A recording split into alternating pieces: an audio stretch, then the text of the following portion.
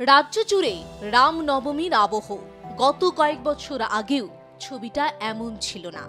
মূলত যেখানে অবাঙালিদের বসবাস সেখানেই কয়েকটি জায়গায় রামনবমীর প্রচলন ছিল। এছাড়াও বিজেপি, আরএসএস সহ গেরুয়া শিবিরের তরফে গুটি কতক মিছিল বের করা হতো। কিন্তু বর্তমানে এই ছবি অনেকটাই আলাদা। রাম এবং হনুমানের পুজোর প্রচলন অনেকাংশে বেড়েছে। বিজেপির পাশাপাশি শাসক দল তৃণমূল কংগ্রেসের মধ্যেও রামনবমী পালনের হিড়িক বেড়েছে। এখানেই শেষ নয়, বিজেপি তৃণমূল দুই শিবিরেই রামনবমী নিয়ে চূড়ান্ত তৎপরতা। রামনবমী নিয়ে বিজেপি তৃণমূলের হুমকি হুঁশিয়ারিও দিব্যি চলছে।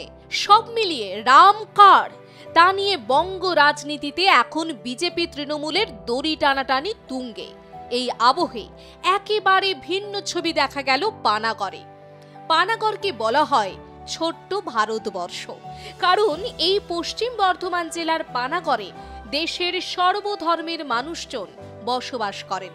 সেই কারণে সব ধর্মীয় উৎসবে একসঙ্গে আনন্দে গা ভাসান এলাকার সমস্ত সম্প্রদায়ের মানুষজন।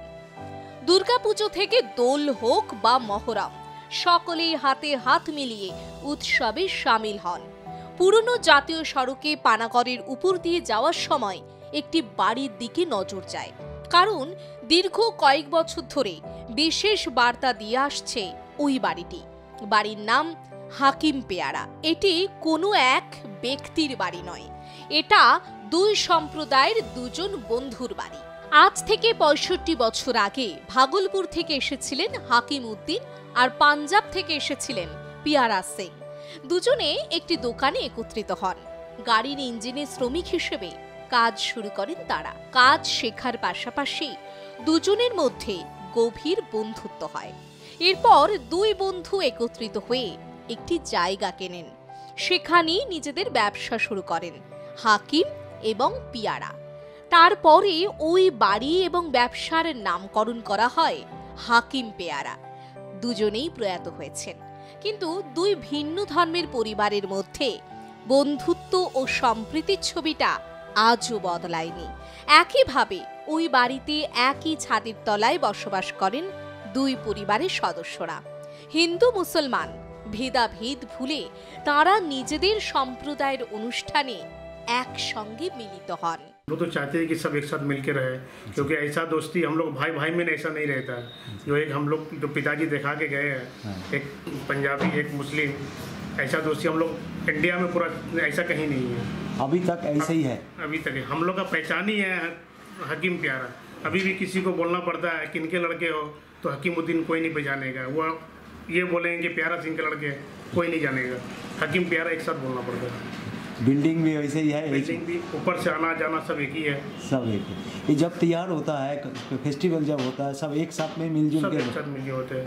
उनका दिवाली होता है, मेरा ईद होता है, लोहड़ी होता है, सब एक साथ मिलके हम लोग मनाते हैं। ये हाकिम पेয়ারা রাখে মানে দুজনকে আলাদা মানুষ না একজনাই? না, আলাদা মানুষ।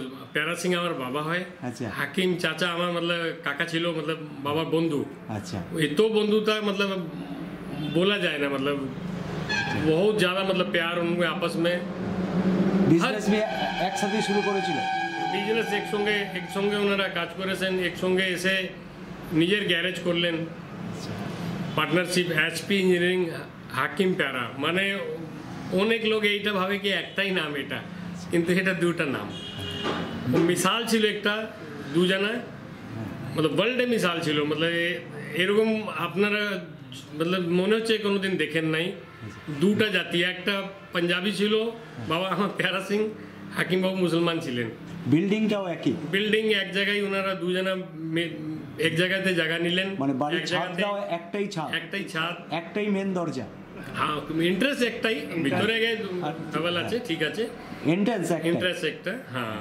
ছাদ একইভাবে সম্পর্ক নিয়ে রয়েছেন এখনো এখন পর্যন্ত। হ্যাঁ, বাবারা তো ওই সঙ্গে मतलब পুরো করেছেন। বাকি আমরা ওনার ছেলে আছে হাকিম বাবু, আমরা একদম মিলেমিশে থাকি। কোনো অনুষ্ঠান হলে আমরা ওদের বাড়িতে মিলামিশা করি। সব প্রোগ্রামতে ওনারা আমার বাড়িতে আসেন। হ্যাঁ, গুরু নানক বার্থডে বলুন, ঈদ বলুন, সব যত অনুষ্ঠান আছে আমরা মিলেমিশে অনেক ভদ্রভাবে বড়িয়াভাবে করি আমরা। ভালো, আমি তো চাই পুরো ওয়ার্ল্ডের মধ্যে এরকম হওয়া উচিত। দু জাতের লোক একসঙ্গে মিশে থাকে, আজ থেকে 60-65 বছর থেকে এক জায়গায় থাকছে। আগে ওদের বাবা ছিল, এখন ওর ছেলেরা নিজেকে একসঙ্গে থেকে এক বাড়ির তলায় বিজনেস করছে।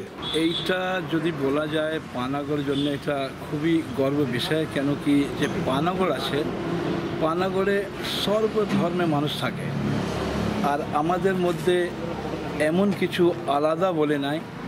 আমরা এখানে সব ধর্মের সব রকমের পূজা, সব রকমের পরব আমরা পানাগড়ে করি, আর সব একসঙ্গে মিলেমিশে করি। আর এইখানে একটা সবচেয়ে বড় যে আপনাকে বিষয় আমি বলবো, আমাদের পানাগড়ে একটা ফ্যামিলি আছে যাদের দুটা পরিবার আছে, একটা বলি তো মুসলিম সম্প্রদায়, একটা শিখ সম্প্রদায়, দুটা ফ্যামিলি আছে, যার মধ্যে আজ থেকে নাই মোটামুটি 65 বছর আগে থেকে এই ফ্যামিলির মধ্যে যে দুটা এদের মেন হেড ছিল হাকিম পেয়ারা বলে, কিন্তু এইটা দুটা নাম কিন্তু আমাকে একই লাগছে। মানুষ এটা নামকে কোনোদিন ভাগ করতে পারবে না, হাকিম পেয়ারা একটাই নাম লাগছে। তো যিনি মানে দুজন ছিল, একজন ছিলেন পেয়ারা সিং, একজন হাকিম খান, কিন্তু এই নাম খুবই পানাগড়ে খুবই চর্চিত নাম, আর খুবই পুরানো একটা পার্টনারশিপ ছিল যে সারা জীবন ভাঙতে পারেনি। কিন্তু আমাদের খুবই আফসোস ওনারা এখন আমাদের মধ্যে নাই। তবু এই বার্তাটা পুরো বিশ্বে ছাড়িয়ে যাবে, এরকম পার্টনারশিপ আমরা জানি পানাগড়ে বা পশ্চিমবঙ্গে আমরা কোথাও দেখিনি। এই দুই সম্প্রদায়ের মানুষ যেভাবে একত্রিত হয়ে জীবনযাপন করছেন, সেই বার্তায় পানাগড়ের মানুষ দিয়ে চলেছেন। জাতি, ধর্ম, বর্ণ নির্বিশেষে সকলের সঙ্গে আনন্দ ভাগ করে নেওয়ার বার্তা দেন তারা। ধর্ম নিয়ে হিংসা হানাহানির মাঝে যখন নিজেদের রাজনৈতিক স্বার্থ চরিতার্থ করতে ব্যস্ত নেতা নেত্রীরা, তখনই চোখে আঙুল দিয়ে এক অনন্য সম্প্রীতির ছবি তুলে ধরে পানাগড়ের এই হাকিম পেয়ারার বাড়ি, যে বাড়ির জন্য নিজেদেরকে গর্বিত মনে করেন পানাগড়ের বাসিন্দারা। আজ তাই এই হাকিম পেয়ারার বাড়িকে ঘিরে পানাগড়ের মানুষের কাছে একটা আলাদা গর্বের বিষয়, কারণ এই বাড়িটাই কিন্তু সম্প্রীতির একটা বার্তা বয়ে চলেছে, এবং এই পথ দিয়ে যে সকল মানুষ যায় তারা কিন্তু এই বাড়িটার দিকে অবশ্যই তাকায়, এবং এই সম্প্রীতির বার্তা যেন সারা দেশের মধ্যে ছড়িয়ে পড়ে সেটাই চাইছেন পানাগড়ের মানুষ। পানাগড় থেকে সুভাষ দাস, আর প্লাস নিউজ।